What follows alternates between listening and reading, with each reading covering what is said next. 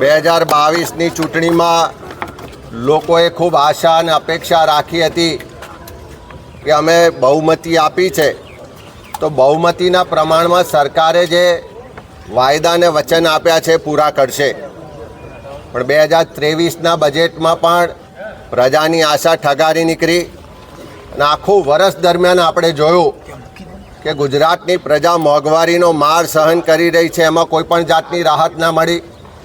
લાખો યુવાનો મોંઘું શિક્ષણ લીધા પછી બેરોજગાર છે, તો કાયમી પૂરા પગારની નોકરીઓ નથી મળતી, ખેડૂતોના દેવા માફ નથી થતા, પોષણક્ષમ ભાવો નથી મળતા, બધાને પાકું મકાન મળશે એવો વાયદો કરવામાં આવ્યો હતો, પણ આજે પણ ગુજરાતમાં લાખો લોકો કાચા મકાન ઝૂંપડામાં રહેવા માટે મજબૂર છે। ખેડૂતોને દિવસે વીજળી નથી મળતી, વેપારીઓ જીએસટીની ઝંઝટથી હેરાન પરેશાન છે। બાજુનું રાજ્ય રાજસ્થાનમાં સરકાર બદલાય અને ગુજરાતના પેપરોમાં જાહેરાત આપે કે 450 રૂપિયે ગેસનો બોટલ આપીશું, તો આજે અમે આશા રાખીએ છીએ કે આ 156ની બહુમતીવાળી ડબલ એન્જિન સરકાર ગુજરાતની ગૃહિણીઓને મોંઘવારીમાંથી રાહત આપવા માટે ગુજરાતના લોકો માટે પણ 450માં બોટલ મળે એવી આ બજેટમાં જોગવાઈ કરે। એક બાજુ ટેટ ટાટ પાસ કરેલા ઉમેદવારો કાયમી શિક્ષકની નોકરી માટે આંદોલન કરી રહ્યા છે, જુદા જુદા કોન્ટ્રાક્ટ આઉટસોર્સિંગથી જે યુવાનોનું શોષણ થઈ રહ્યું છે એ પણ સમાન કામ સમાન વેતનની માંગ સાથે લડી રહ્યા છે। તો એવા સંજોગોમાં આ બજેટમાં અમારી માગણી રહેવાની કે ગુજરાતમાં જેટલા પણ સરકારી પદો ખાલી છે એ તમામ પદો પર કાયમી ધોરણે પૂરા પગારથી ગુજરાતના યુવાનોને નોકરી મળવી જોઈએ।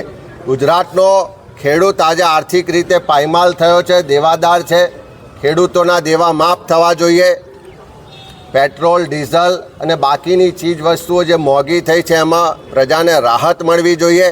ગુજરાતમાં જે ચારે તરફ ભ્રષ્ટાચાર છે એ બાબતે પણ જે એસીબીના બાકીની વ્યવસ્થા છે વધારે મજબૂત થવી જોઈએ।